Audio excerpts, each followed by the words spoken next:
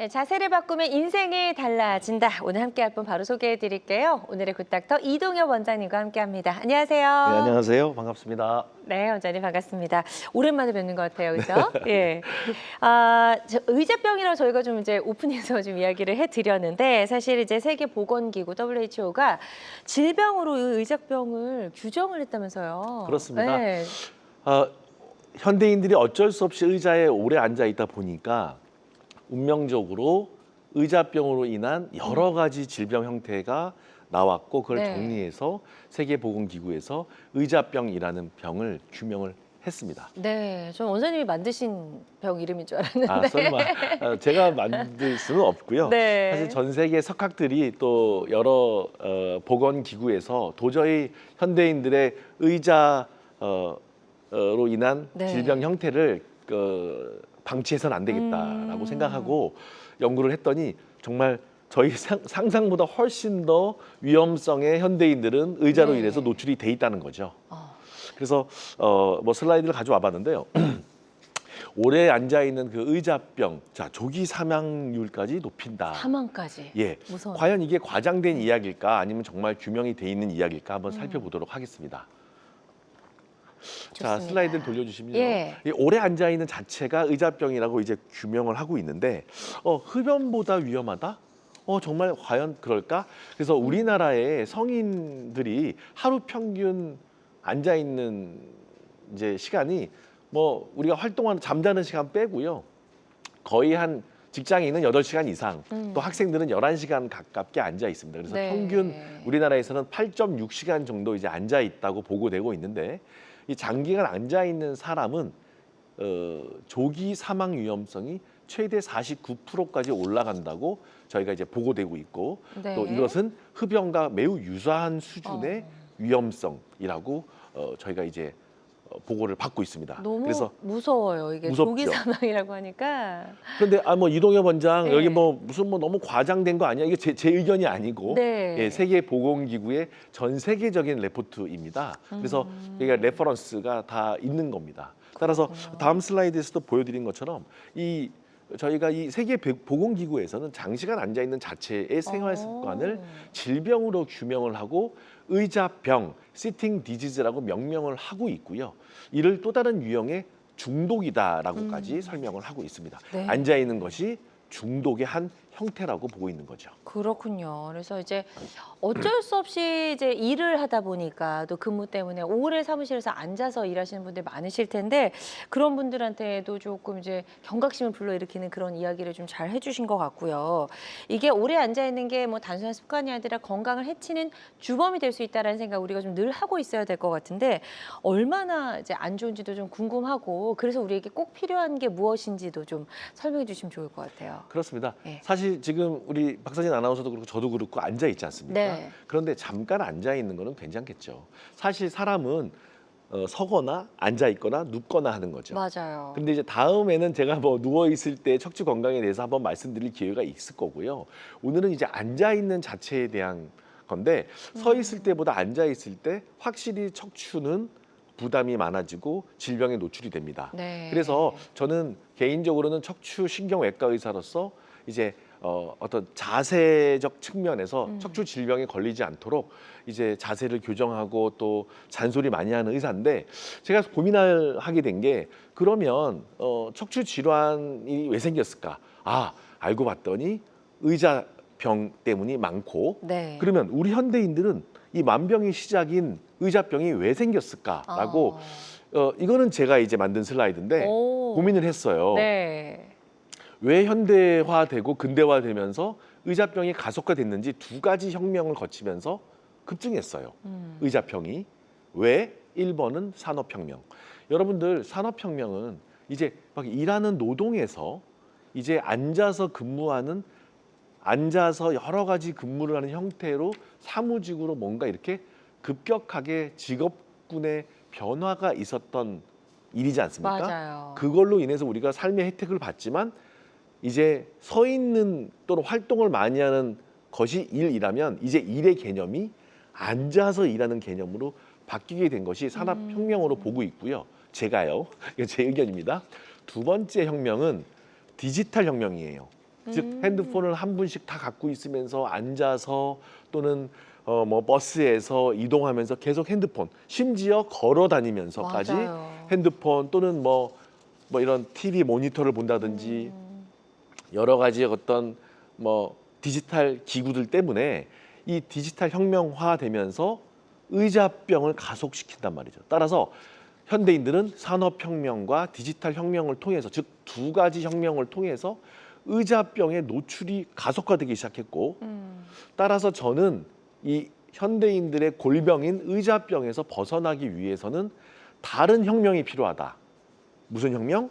자세 혁명이 필요하다라고 책도 쓰고 막 뭐 여기저기 돌아다니면서 네. 전도하는 즉 자세 혁명 전도사입니다. 맞아요. 강의도 많이 하시는 걸로 알고 네네. 있는데 네. 너무 잘 만드신 것 같아요. 이 두 가지 산업혁명과 디지털 혁명으로 인해서 우리에게 이제 자세혁명이 필요하다. 너무나 이제 좀 설득력이 있는 그런 말로 좀 잘 만드신 것 같다는 생각이 들고 자 그렇다면 이제 우리가 어떻게 지금 자세를 좀 바꿔야 될지도 좀 알아보면 도움이 될 수 있을 것 같고요. 내가 의자병인지 아닌지 좀 자가 진단해 볼 수 있는 방법이 있다면 좀 알려주시죠. 네, 있죠. 어. 사실 제가 방송에서는 사실 두 번째로 말씀을 드리는 거고 네. 여기저기 강의는 좀 많이 다닙니다. 뭐 여기 뭐 저기 나라에서 초청해서 가는 뭐 공무원들 대상으로 강의도 하고 네. 기업도 강의를 많이 하고 했는데 여러분들 10가지가 있어요. 10가지 중에 이제 내가 몇 번째 들어가냐를 보시면 되는데 네. 제가 슬라이드 2개 가져왔어요. 네, 체크해 보도록 할게요. 첫 번째 저도.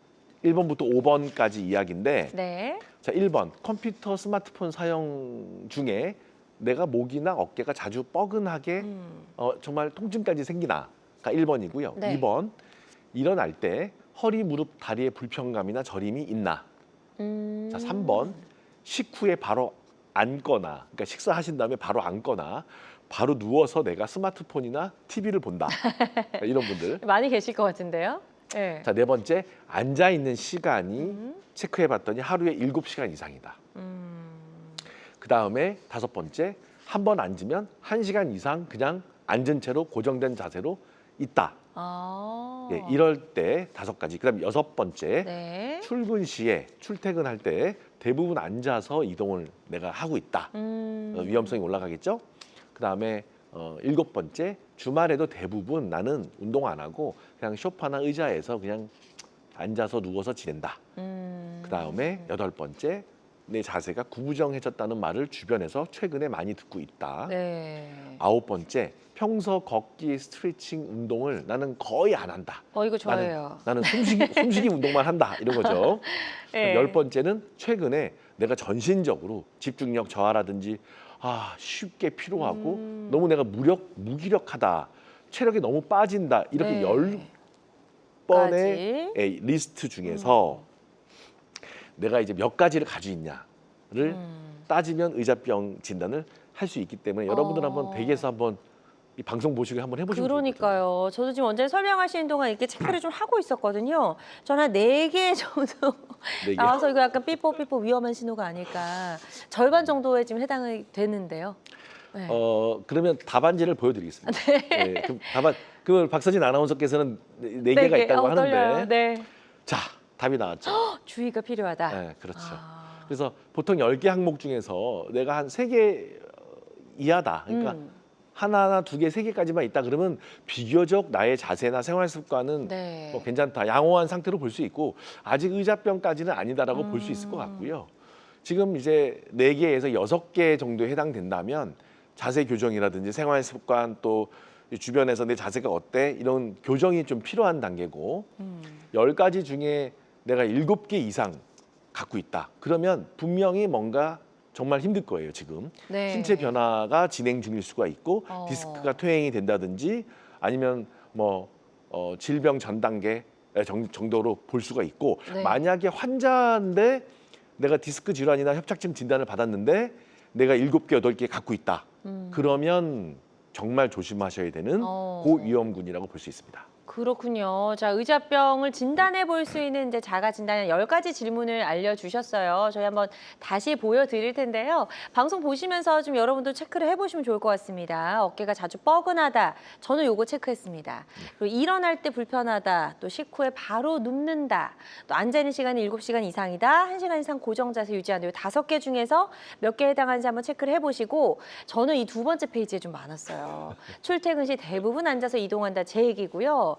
주말에도 대부분 앉아 지낸다. 이건 아니고 자세가 구부정해졌다는 말을 듣는다. 평소 운동을 잘 안 한다. 집중력 저하, 피로감, 무기력감 자주 느낀다. 이 2가지가 또 저는 해당이 됐어요. 그래서 저는 이제 4개가 나왔는데 방송 보시는 여러분들은 여기에서 이제 몇 개 해당이 되시는지 한번 살펴보시는 것도 도움이 될 수 있을 것 같고요. 혹시라도 저처럼 4개 이상이다라면 오늘 방송을 조금 더 주의 깊게 잘 보셔서 어떤 식으로 자세 형성을 해야 되는지 한번 이동현 원장님의 이야기를 잘 들어보시면 좋을 것 같다는 생각이 듭니다. 자, 지금 이동현 원장님과 저희 함께하고 있고요. 방송 보시면서 허리 통증, 척추 질환과 관련된 고민, 궁금한 점 있는 분들은 상담 전화 주시면 되겠습니다. 02-6677-0012번, 02-6677-0012번으로 전화 주시면 되겠고요. 자, 지금 많은 분들 전화 상담 참여해 주고 계시고요. 접수 상황 잠시 살펴보도록 하겠습니다. 자, 40대 남성분이 먼저 이제 전화를 주셨어요. 오래 앉아 있으면 허리가 너무 아프고 불편합니다라고 하셨고 엉덩이도 좀 욱신거린다고 하셨어요. 이거 의자병의 이제 초기 증상이 아닐까라는 생각이 좀 드는데요. 아직 병원에 가셔서 진단을 받지는 않으신 것 같습니다. 어떻게 하는 게 좋을까요? 이제 40대면 활동이 많아지는 시기고요. 네. 사실 또 40대면 스트레스도 많고 이제 회사에서 대부분 앉아 있는 시간이 많으시죠. 뭐 PC 일도 많고 그죠? 스마트폰, 핸드폰 또 이제 생활 습관, 운동할 수 있는 시간도 적으실 것 같습니다. 이분께서 다리에 심한 마비감이라든지 저림, 특히 이제 보행이 안 된다든지 그런 증상은 아니신 것 같고요. 만성화된 패턴의 허리 통증이 있는데 이제 안 좋은 게 하나 있어요. 그게 뭐냐면은 엉덩이로 내려가는 거예요. 그러니까 허리만 좀 아픈 거는 근육통이나 인대통일 수가 있고 그때는 지금까지 한 것처럼 이제 뭐 파스라든지 잠깐 뭐 휴식하고 뭐 진통제 정도 드시면 지나갈 텐데 이분께서 만약에 엉덩이까지 내려갔고 이제 슬금슬금 퍼져나가는 듯한 통증이 있다면 네. 초기 또는 중기로 넘어가는 디스크 질환이라든지 협착이 시작될 가능성이 있다는 거죠. 따라서 이게 좀 이 증상이 2달, 3달 지속됐다면 당연히 엑스레이는 찍으셔야 되고요. 네. CT나 MRI까지는 아니지만 적외선 체열 검사라든지 또는 간단한 진찰을 통해서 초기 디스크인지 아닌지만 알아야 될 것 같아요. 알아야 될 것 같고 저는 일단은 만약에 생활 습관 보시고 만약에 좀 많이 뚱뚱하시고 또 술 담배 많이 하시고 잠자는 습관도 안 좋고 뭐 그러시다면 생활 습관 교정부터 권합니다. 40대는 생활 습관 교정 하셔야 됩니다. 40대 아마 가장이실 텐데 그 환자분의 몸은 환자분께 아니에요. 그래서 가족들을 위해서라도 생활 습관을 반드시 네. 교정하시면 엉덩이 쪽으로 내려왔던 것이 다시 없어질 수 있습니다. 그런데 2-3달 지냈는데 없어지지 않으면 네, 저같이 전문가 만나셔야 되는 거고요. 맞아요. 예, 좋습니다. 그래서 요거 원장님이 상담해 주신 내용 참고하셔서 한 번쯤은 점검을 좀 해보시는 것도 도움이 될 수 있을 것 같습니다. 참고해 주시면 좋을 것 같고요.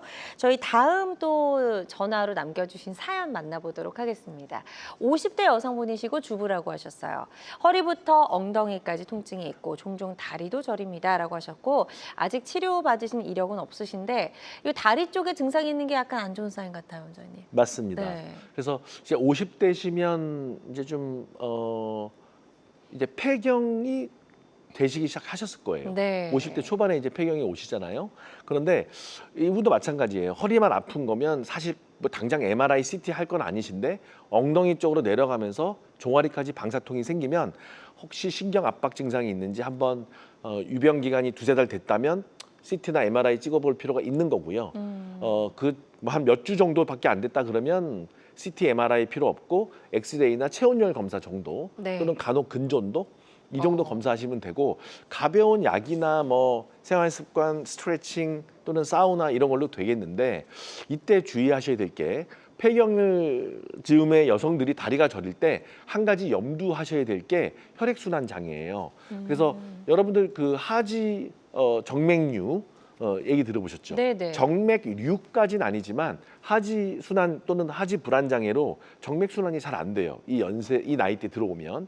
따라서 무조건 디스크 질환인 거 아닌가라고 생각하지 마시고 말추 순환 장애가 혹시 있나 또는 하지 정맥류 같은 병이 같이 동반돼 있는 게 아닌가라고 감별할 필요가 있어요. 네. 그 감별은 그렇게 어렵지 않아요. 초음파 중에서 하지 도플러 초음파라든지 하지 정맥 초음파 같은 거 보시면 쉽게 감별이 되기 때문에 신경 보시는 분과 혈관 보시는 분을 같이 보실 필요가 있다라고 네. 생각하시면 됩니다. 네, 좋습니다. 그래서 이것도 좀 참고하셔서 좀 초기 증상이 어떤 것들인지 좀 확인해 보시고 진단을 좀 받아보실 필요가 있을 것 같아요. 굳이 MRI까지는 아니어도 해볼 수 있는 검사들 안내 잘 해주셨으니까요. 이 부분 참고하셔서 치료 계획 잘 세워보셨으면 좋겠습니다. 계속해서 건강 상담 전화는 활짝 열려 있고요. 02-6677-0012번, 02-6677-0012번으로 전화 주셔서 상담 받아보실 수가 있겠고요. 전화상이다 보니까 저희가 보다 명확하게 진단을 내려드리는 데에는 어느 정도 한계라는 게 존재할 수 있다라는 점 미리 좀 양해를 부탁을 드립니다. 그리고 실시간 시청자 상담은 생방송 도중에만 가능하니까요. 궁금한 점 있다 하시는 분들은 지금 바로 전화 주시기 바랍니다. 자, 저희가 이제 의자병 얼마나 위험한지 이야기를 좀 나눠봤습니다. 근데 도대체 이게 왜 위험한지를 좀 본격적으로 이야기를 해봐야 될 것 같은데요. 의자병이 유발할 수 있는 다양한 질환들이 있다고요. 예, 저도 이 공부를 하고 깜짝 놀랐습니다. 네. 진짜 모든 병이 생길 수 있습니다. 그래요. 그런데 성인병에 해당되는 모든 병인데 의자병이 유발할 수 있는 병이 어떤 게 있을까요? 한번 보시겠습니다. 보시면 일단은 척추 질환이죠. 네. 그래서 허리 디스크라든지 또는 목 디스크, 협착증 환자들 생기고 여러 뭐 일자목, 뭐 거북목 또는 이제 여러 뭐 허리 고관절염, 관절염에 해당되는 즉 척추 관절, 즉 근골격계 만성 염증 질환들 유발할 수 있다는 거고요. 두 번째로는 놀라실 텐데 심장과 뇌혈관에 안 좋습니다.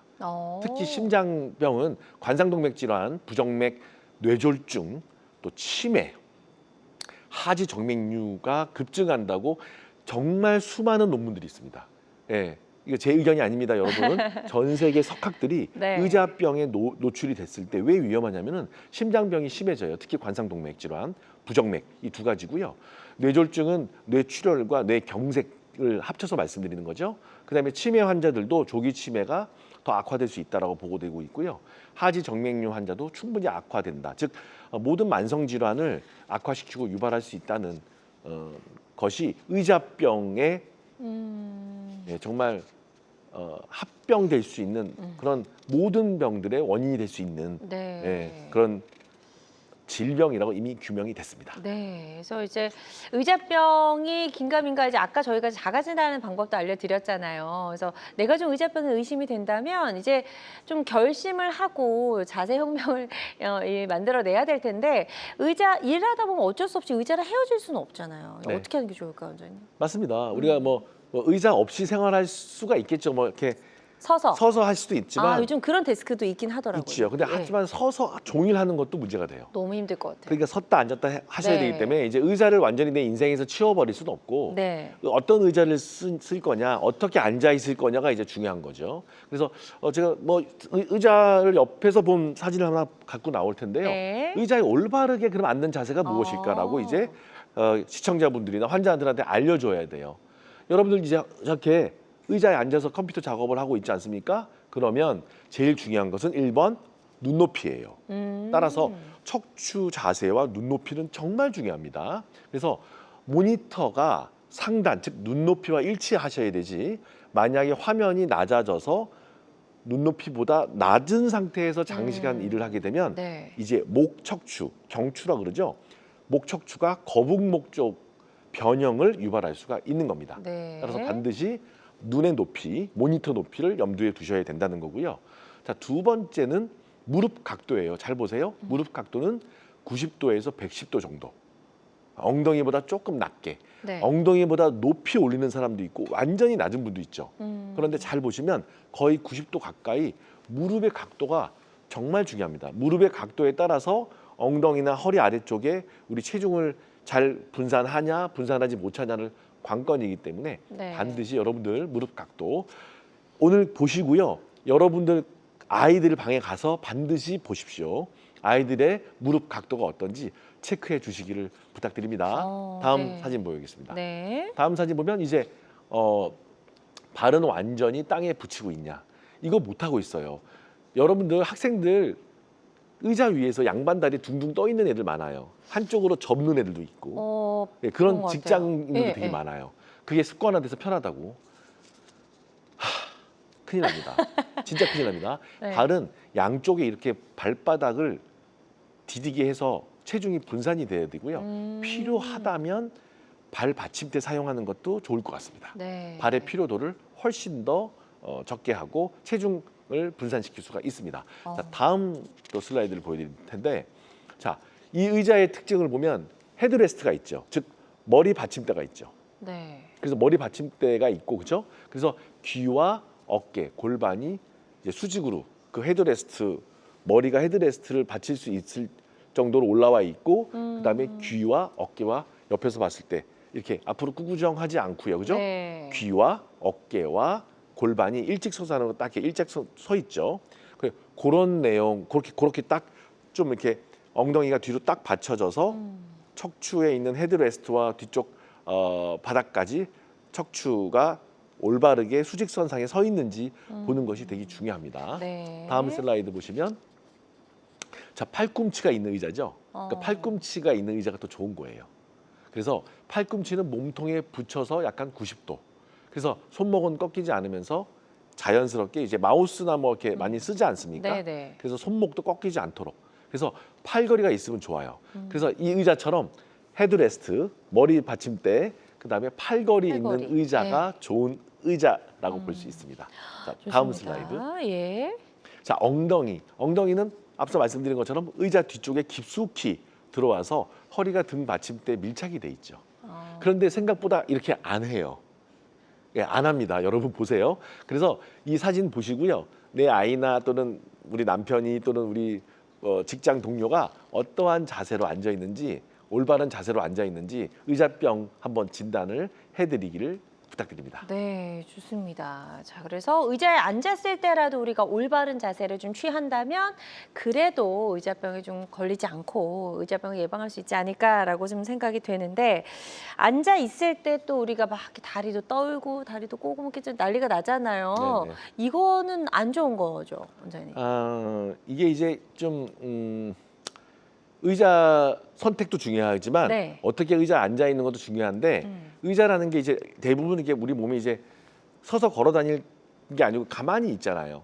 가만히 앉아 있기 때문에 너무 가만히 앉아 있는 것 또한 좋지 않습니다. 지금 말씀드린 것처럼 이렇게 너무 몸을 흔들면 이상하지만 조용한 와중에 액티브 시팅 개념이 있어요. 약간 움직여야 돼요? 예, 약간은. 그래서 지금 슬라이드 나오네요. 영어로 액티브 시팅.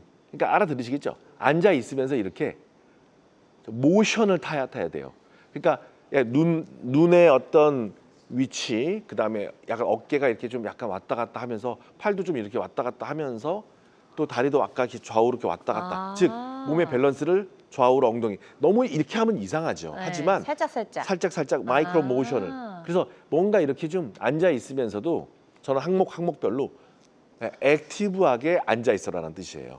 저 개념이 되게 중요합니다. 그래서 아이들한테 막 이렇게 막 너무 확 숙이고 이렇게는 아니지만 뭔가 이렇게 혈행의 흐름이라든지 또는 한 자세에 고착되어 있는 하중을 계속 분산하기 위해서 이렇게 앞뒤 좌우로 뭔가 이렇게 좀 액티브하게 앉아 있더라도 네. 시팅해라. 이 액티브 시팅 개념을 반드시 교육해 주시면 네. 여러분들 자녀 또 가족들 또 동료들의 척추는 반드시 좋아질 거라 믿습니다. 네, 액티브 시팅에 대해서 설명해 주셨고 일단은 움직이지 않은 자세로 오랫동안 있는 게 앉아 있는 게 가장 안 좋으니까 약간씩 조금 움직임을 취해 주라는 말씀이지 다리를 떨라는 얘기하고는 또 다른 개념이니까요. 이건 좀 이렇게 분리해서 생각을 해주시면 좋을 것 같습니다. 자, 저희 방송 보시면서 허리 통증 또 척추 질환과 관련해서 궁금한 점 있는 분들 또 의제병과 관련해서 궁금한 점 있는 분들은 상담 전화 주시면 좋을 것 같고요. 02-6677-0012번, 02-6677-0012번으로 상담 전화 주시면 되겠습니다. 지금 전화 주셔서 또 사연을 남겨주신 분들이 계셔서 저희가 문자 상담으로 잠시 이어가 보도록 하겠습니다. 자, 보여주시죠. 60대 남성분이시고 자영업하고 계시다고 합니다. 1년 전에 협착증으로 풍선 확장술을 받았고 최근에 다리 저림 증상이 계속돼서 이게 재발한 건지 아니면 또 다른 치료를 해야 되는 건지 궁금합니다. 라고 하셨어요. 협착증이 재발을 했는지 다리 저림 증상이 계속 있으시대요. 이제 척추 요추부 협착증이 있었던 것 같고요. 협착이 60세 남성이께서 뭐 아주 극심하다면 내시경, 현미경 또는 수술 이런 치료를 아마 하셨을 것 같고 네. 그러지 않았기 때문에 이제 1년 전에 소위 시술이라고 하는 풍선 확장술을 받은 것 같아요. 풍선 확장술은 척추 통로 안으로 들어가서 신경, 즉 신경 바깥쪽의 경막 외 공간에 풍선을 이용해서 물리적으로 신경 통로를 열어주는 건데 네. 비교적 말랑말랑한 협착증인 경우에는 아주 치료가 잘 돼서 재발이 안 되는 경우도 있지만 이제 60세 이상 되시면 그 구조물들이 좀 경화되거든요. 따라서 다시 신경 통로가 다친다든지 염증이 생기면 풍선 확장술을 받았지만 1년 만에 재발되는 경우가 굉장히 많습니다. 따라서 이 환자는 제가 뵌 환자가 아니라서 일단 전화 내용만 들어서 짐작하건데 네. 재발이 조금 됐다고 볼 수가 있을 것 같아요. 그래요. 그래서 제 생각에는 재발은 이제 주치의랑 상의하셔서 영상도 찍어보고 하셔야겠지만 만약에 골성 협착이라든지 너무 단단한 구조물이 협착을 일으켰다면 다시 한번 풍선 확장술을 하는 거는 제가 권하지 않습니다. 그래서 선생님들하고 상의하셔서 네. 만약에 골성 협착이나 아주 딱딱한 구조물, 즉 경성 협착이면 풍선 확장술보다는 오히려 내시경이나 현미경 같은 치료로 넘어가시는 게 낫고요. 네. 견디실만 하면서 좀 주변 조직이 검사를 했는데 막 뼈가 누르는 것이 아니라 비교적 가벼운 인대라든지 염증이고 유착이다. 그러면 풍선 확장술을 1년이 지난 시점에서 다시 해봐도 될 거는 같습니다. 네. 단 이 결정하시기 전에 정확한 신경줄기 MRI나 적외선 체열 검사 여러 가지 그런 근전도 신경 상태를 봐서 풍선 확장술에 들어가야 돼요. 치료에 해당이 되지 않으면 네. 애매하세요. 그러니까 좀 다시 한번 치료를 하셔라라고 말씀드릴 수도 없고 그냥 다른 걸로 넘어가시라 말씀드릴 수가 없는데 어찌됐든 협착증이 좀 재발한 상태로는 의심이 되고 충분히 검사해서 풍선 확장술에 해당되는 말랑말랑한 협착이냐 정말 딱딱해 버려가지고 경화된 협착이냐를 먼저 네. 진단을 하셔야 될 것 같습니다. 네, 좋습니다. 지금 이제 판단을 해야 되는 기준을 잘 설명해 주셨으니까요. 이 부분 참고하셔서 치료 계획 세우시는데 도움이 되셨으면 좋겠습니다. 다음 또 문자로 접수된 사연 만나보도록 하겠습니다. 60대 남성분이시고 허리를 조금만 숙여도 다리까지 저림이 내려오고 오래 걷지를 못하는데 왜 이런 증상이 생기는지 궁금합니다라고 하셨고 주사 치료까지는 받아보신 것 같아요. 근데 지금 이제 나이가 젊으시잖아요. 그래서 걷는 게 오래 걷는 게 불편하다 하면 빨리 좀 치료하셔야 될 것 같은데요. 그렇죠. 네. 60대시면 청년이시죠. 맞아요. 네, 청년이시고요. 네. 60세 남성께서 다른 신체가 건강한데 오래 걷지 못한다? 반드시 문제가 있습니다. 이분은 이제 당연히 MRI 찍어봐야 되는 걸로 보이시고요. 제 생각에는 막 MRI 하고 싶진 않지만 주사까지 맞으셨어요. 한두 번 만드시는 건 괜찮은데 아무 소용없다. 그러면 3번, 4번 또는 스테로이드 노출되고 주사 노출 너무 많이 되는 것도 몸에 안 좋으세요. 네. 그렇기 때문에 한두 번 주사 맞는 것도 괜찮지만 2-3달 지났는데 계속 저리다. 일단은 보행이 한 번에 예를 들어서 뭐 1km 이상 뭐 하다못해 500m 뭐 이상 보행이 안 된다. 그러면 이건 MRI를 찍으셔야 됩니다. 그래서 협착이 의심이 되고요. 엉치가 아프시면서 특히 걸을 때 한 번에 길게 못 걸으신다는 것은 신경학적 파행이라는 말을 쓰는데 네. 걸음이 유지가 안 되는 거죠. 우리가 정치인들이 정치를 못하면 국회가 파행된다라는 그 파행이에요. 그거예요? 예, 그 파행, 즉 걸음걸이가 지속이 안 되고 파행된다. 신경학적 파행에 해당되시는 것 같아서 저는 이 정도 되셨으면 MRI 할 생각을 한번 염두를 해 보셔야 되지 않을까라고 네. 생각이 듭니다. 네, 좋습니다. 자, 저희 상담 도와드린 내용 참고하셔서 치료 계획 잘 세워보셨으면 좋겠습니다. 자, 계속해서 건강 상담 전화는 활짝 열려 있고요. 02-6677-0012번, 02-6677-0012번으로 전화 주시면 되겠습니다. 전화 상담이다 보니까 저희가 보다 명확하게 진단을 내려드리는 데에는 어느 정도의 한계가 존재할 수 있다는 점 다시 한번 말씀을 드립니다. 자, 여러분은 지금 우리 가족 건강 지킴이 굿닥터와 함께하는 건강 매거진 시청하고 계십니다. 알쏭달쏭 건강상식 고민하지 마세요. 건강 매거진 굿닥터가 1대1로 상담해 드립니다. 02-6677-0012번으로 문의하시면 되는데요. 생방송이 진행되는 동안에만 굿닥터와 상담을 도와드리니까요. 02-6677-0012번으로 지금 바로 전화 주세요. 유튜브에서 실시간 방송 시청과 다시 보기 시청이 가능합니다. 유튜브에서 건강의 환경을 검색하시면 되는데요. 알짜 건강정보 본방송도, 아쉽게 놓친 다시 보기 방송도 이제 유튜브에서 즐겨보세요. 유튜브 검색창 건강의 환경입니다.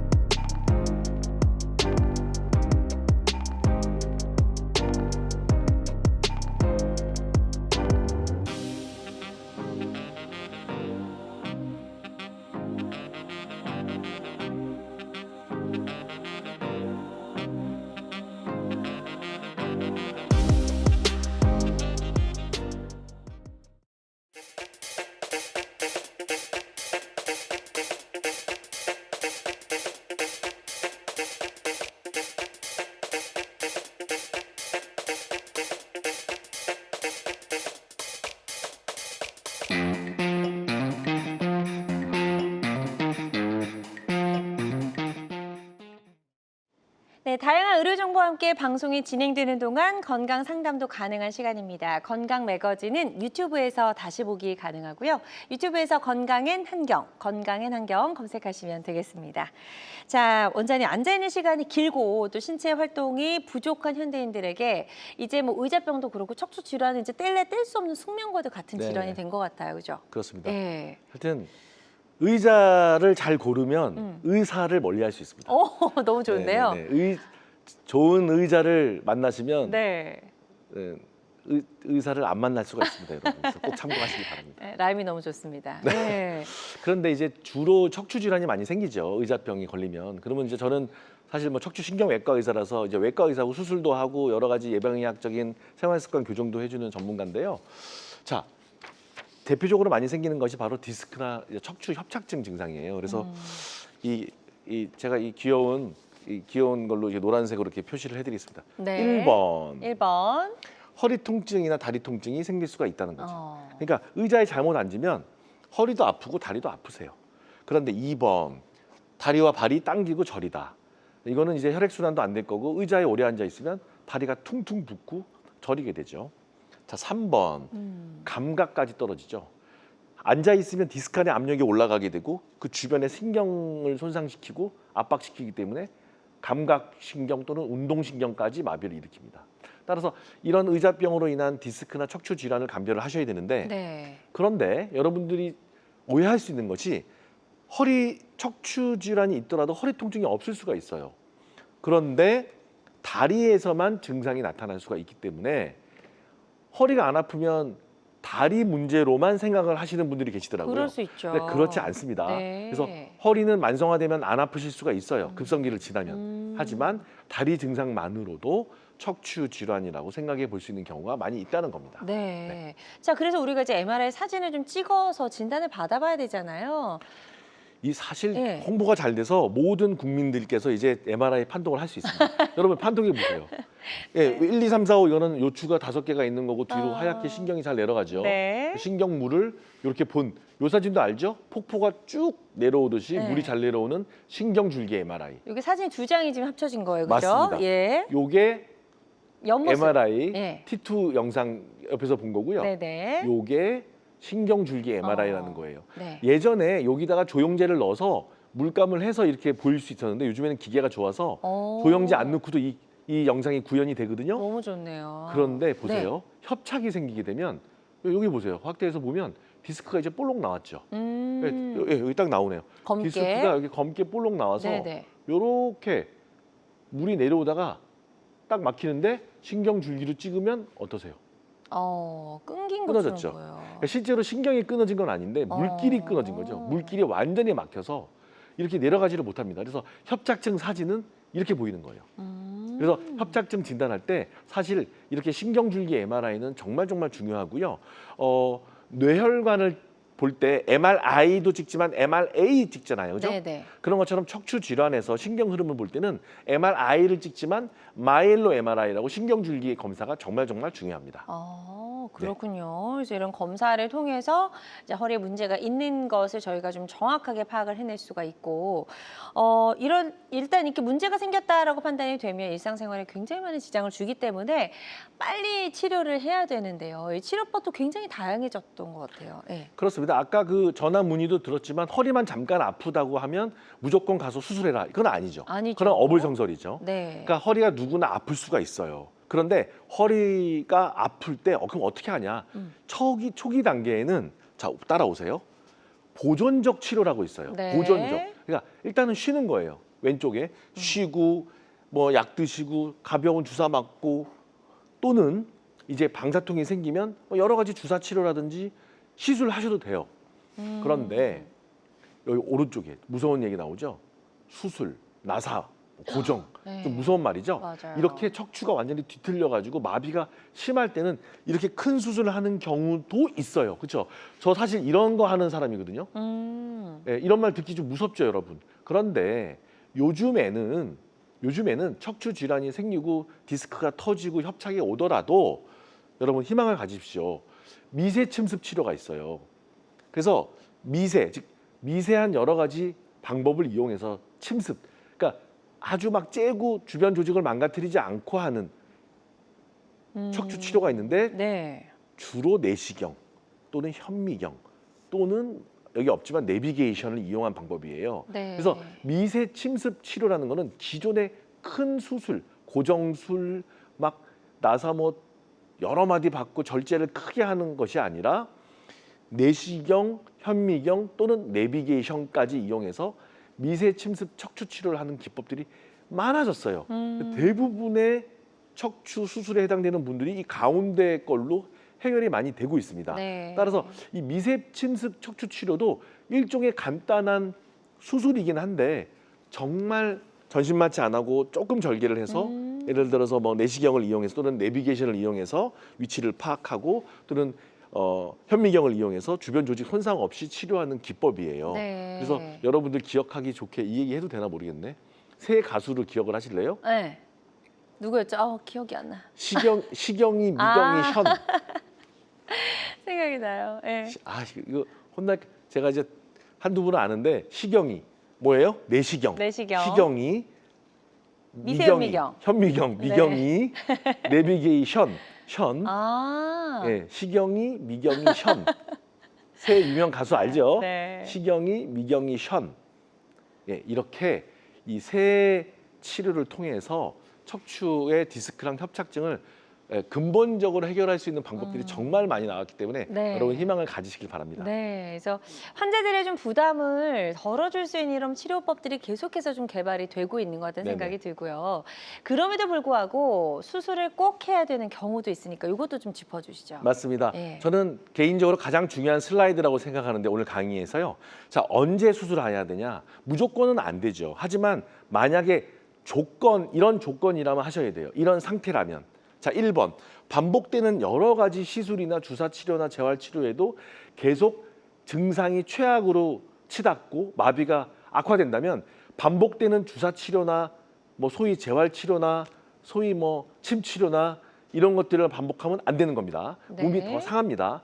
스테로이드 노출되면 몸 진짜 망가집니다. 따라서 적어도 6개월 이상 악화되는 걷잡을 수 없는 통증이 있다면 네. 네, 수술 고려하셔야 되고요. 그렇군요. 두 번째 더 중요한 게 이제 마비가 오는 경우인데 보행 장애가 생기는 거예요. 여러분들 걷지 못하는 경우 다리가 하지가 위약이 있어서 저처럼 서서 지탱을 못하고 또는 발가락이나 발목이 드는 힘이 빠진다든지 또는 배뇨 장애, 그러니까 예를 들어서 뭐 급작스러운 성기능 장애, 급작스러운 배뇨 장애, 그러니까 소변을 못 보는 거죠. 소변을 못 봐서 갑작스럽게 망가지는 것을 마미총 증후군이라 그러는데 네. 그렇게 배변 장애가 오면 정말 무섭고 응급인 경우가 있습니다. 어.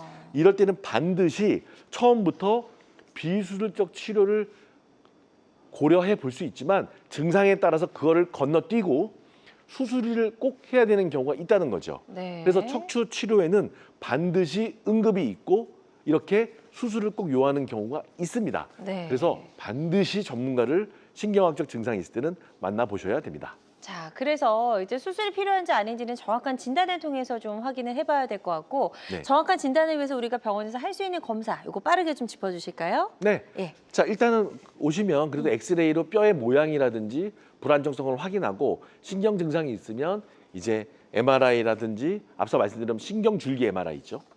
그다음에 요가 뭘까요? 적외선 치열 검사.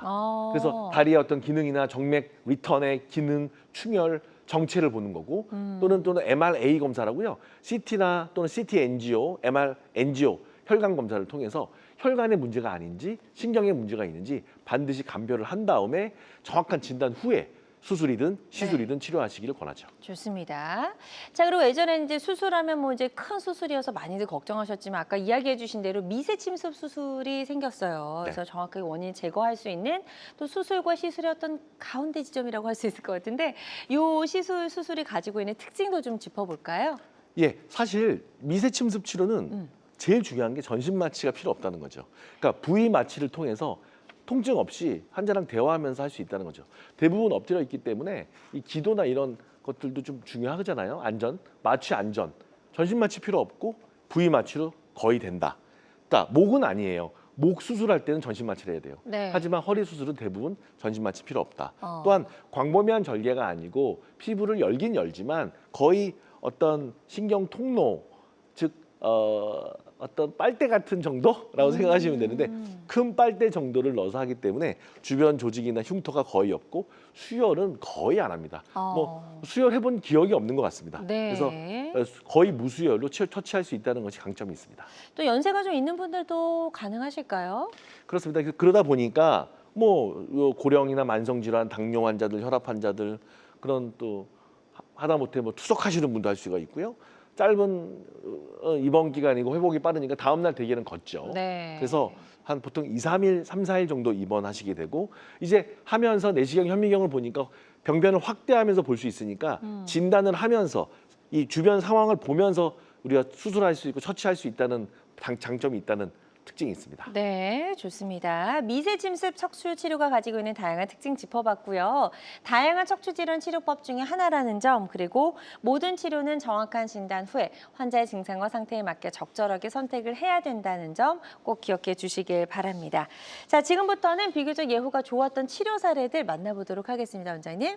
첫 번째 사례는 77세 여성분의 사례네요. MRI로 곧바로 가겠습니다. 여러분들 네. 여기 MR 보시면 이 MRI 보면 여기 동그라미 안에 보면 신경 통로가 꽉 끼어 있죠. 그래서 이 어르신은 농사 오래 지으셨고 100m 보행이 안 되세요. 이렇게 여기 지금 완전히 협착이 있기 때문에 100m 보행이 안 되기 때문에 제가 다음 슬라이드를 보여드릴 텐데요. 현미경을 통해서 전신 마취 안 하고 요 막혀 있는 것을 잘 보세요. 완전히 뚫렸죠. 신경 통로가 완전히 열렸습니다. 그러네요. 네, 새까맣게 예. 막혀 있다가 네네. 완전히 열렸습니다. 그래서 이렇게 치료가 돼야지 환자가 좋아지는 거거든요. 어. 그래서 잘 보세요. 단면도 여기가 여러분 보세요. 요게 자세히 보세요. 하얘졌어요. 네, 그렇죠. 그죠? 커졌죠. 예. 자 다시 이렇게 단면도에서 완전히 막혀 있죠. 신경이 완전히 목 졸라져 네. 있죠. 어떠세요? 뚫렸어요. 이게 치료입니다. 어. 이렇게 되니까 황색인대를 제거하면서 그 걸음 보행이 아주 좋아져서 건강을 되찾았던 네. 이 어머님 3, 40분 정도 치료하고 어. 약간 오픈을 하기 때문에 수술입니다. 현미경 수술인데 UBF라고 하는 건데 환자랑 대화하면서 안전하게 심장에 부담 없이 치료 잘 됐던 사례이죠. 네, 77세 어머님의 치료 사례 소개해 주셨고요. 환자들마다 치료 효과는 조금씩 다를 수가 있겠습니다. 다음 사례 또 하나 볼 텐데요. 53세 여성분이시고 명절 지나고 나서 병원에 오셨네요. 그러니까 이게 명절 가서 전 부치다가 아유, 네네. 네, 명절 가서 전 부칠 때 조심하세요. 요번에 디스크가 파열됐어요. 어. 이렇게 지금 보이시죠? 큰 포도송이처럼 터져 나와서 검게 네. 보이시죠? 이 보이는 이 디스크 터진 이 이제 앞서 할머니는 협착이었고 요구는 이제 디스크가 터졌어요. 네네. 예, 시댁 가서 전 부치다가 터진 디스크. 예, 그래서 이분 보세요. 이렇게 터져가지고 단면도 봤더니 포도송이 보이시죠? 반 정도 눌려 예, 있네요. 너무 심하죠. 예, 이런 경우에 이제 치료를 시작했고요. 네. 이분 보면 자 포도송이 터졌죠? 네. 어떠세요? 없어졌네. 없어졌죠. 어. 그래서 현미경으로 디스크 터진 거를 제거하고 마비가 많이 풀렸던 경우예요. 네. 그래서 요분의 사진이 하나 요 다음 케이스다. 네. 그래서 어쨌든 이렇게 디스크가 터진 것이 이렇게 치료가 돼야지 정확한 거죠. 그쵸. 그래서 이분 같은 경우는 이제 수술이긴 수술이에요. 하지만 전신 마취 안 하고 디스크 터진 것을 대롱으로 집어넣어서 제거를 하는 수술을 하신 거죠. 네, 예, 명절 앞두고 있어서 또 좀 걱정이 됩니다. 이번 명절도 길어가지고요. 명절 끝나고 병원 오신 분들 많으실까 걱정이 되는데 자세, 뭐 서서 하시던지 쭈그리고 앉아서 하시는 자세는 좀 피하시는 게 도움이 될 수 있을 것 같습니다. 다음 사례 하나 더 보도록 할게요. 45세 남성분, 굉장히 젊은 분인데요. 젊으신 분인데 네. 이분은 협착과 디스크가 동시에 있어요. 어. 이분 증권맨이에요. 그래서 10시간 이상 앉아 있어요. 의자병 있으셨겠네요. 그렇죠. 네. 의자병이 있죠. 네. 그리고 뚱뚱하시고 오래되시고 술 담배 하시고 여러 시술했는데 증상과 악화를 반복하시는데 자꾸만 재발되고 MR 봤더니 디스크가 좀 많이 나왔고 플러스 협착증까지 일으키는 그런 경우예요. 네, 여기가 좀 완전히 꽉 막혔죠. 그러네요. 그래서 다음 슬라이드 넘어가면 예, 여기가 치료 전에 꽉 막혔던 거 다시 보여드리고 반복해서 어떠세요? 넓어졌죠. 넓어졌네요. 예, 요분도 완전히 통로를 넓혔던 경우예요. 그래서 다음 슬라이드 넘어가 볼까요? 예, 단면도 이렇게 찌그러져 있던 신경이 어떠세요? 예, 넓어졌죠. 네. 다시요. 저 돌출된 디스크 때문에 찌그러졌다가 여기 신경이 넓어졌죠. 그래서 전후가 확연하게 신경 통로가 넓어진 게 비교가 되는 경우입니다. 네. 네, 그래서 젊은 사람들 특히 오래 앉아 계시는 직업 가지신 사무직 근로자분들은 정말 의자병 걸리시면 안 됩니다. 주의하셔야 네. 됩니다. 좋습니다. 환자들마다 치료 효과는 조금씩 차이가 있을 수 있다라는 점 꼭 기억해 주시고 시간이 얼마 남지 않아서 빠르게 하나 더 보고 마무리하도록 하겠습니다. 예, 운전하시는 예. 분입니다. 대형 11세. 트럭 운전사입니다. 그리고 심하게 터졌습니다. 마비가 진행됐습니다. 칼로 찌르듯이 마비감이 오셨고요. 이분 디스크 터진 것을 내시경으로 꺼냈습니다. 자, 이분 내시경 사진입니다. 네네. 돌출된 디스크가 저기 가운데 한가운데 보이시죠? 막고 있었던 네, 게 그게 없어졌어요. 감압이 됐죠. 예. 그래서 그래서 돌출된 디스크가 있다가 내시경 화면으로 해결이 돼서 전에 마비가 심했다가 신경 통로가 잘 흘러나가면서 다리 증상이 좋아졌습니다. 네. 네, 이런 치료 사례입니다. 좋습니다. 예, 환자들마다 치료 효과는 조금씩 차이가 있을 수 있다라는 점 다시 한번 말씀을 드리고요. 어느덧 이제 마무리할 시간이 됐는데요. 치료를 앞둔 환자분들이 반드시 알아야 할 주의사항 어떤 게 있을까요? 척추 진료는 일단은 정확한 진단이 우선입니다. 네. 그래서 전문가들 두세 분 만나시기를 권유드리고요. 반드시 비수술적 치료가 우선입니다. 단 수술이 언제 어떻게 어떤 경우에 필요한지를 알아셔야 돼요. 즉 마비가 있는데 비수술 하시면 안 되는 겁니다. 그래서 수술이 필요한 경우 앞서 말씀드렸죠? 아셔야 되고 충분히 정밀 검사를 한 다음에 특수한 척추 치료 하시고요. 고령 만성 환자도 여러 가지 치료가 가능하기 때문에 네. 선생님들 아주 좋으신 선생님들 많으시니까요. 여러 선생님 만나셔가지고 충분히 다학제 여러 파트에서 혈관 문제인지 신경 문제인지 점검하시고 치료하시기를 권해드립니다. 네, 좋습니다. 가장 중요한 부분 마무리로 정리 잘 해주셨으니까요. 이 부분 잘 기억하셔서 치료 잘 받아보셨으면 좋겠습니다. 오늘 다양한 척추질환 치료법 살펴봤고요. 모든 치료법에는 부작용이 따를 수 있고 개인마다 치료 효과가 다르다는 점, 또 전문의와의 상담을 통해서 적절한 치료를 받는 것이 가장 좋은 선택이라는 점 꼭 기억해 주시길 바랍니다. 지금까지 이동엽 원장님과 함께했습니다. 원장님 오늘 말씀 고맙습니다. 감사합니다. 네. 네, 건강매거진 위드 굿닥터 함께 하셨고요. 실시간 시청자 상담은 생방송 도중에만 가능합니다. 그리고 오늘 방송 유튜브에서 다시 보기 가능하고요. 유튜브에서 건강은 한경 검색하시면 되겠습니다. 남은 주말도 건강하고 행복하게 보내시기 바랍니다. 고맙습니다.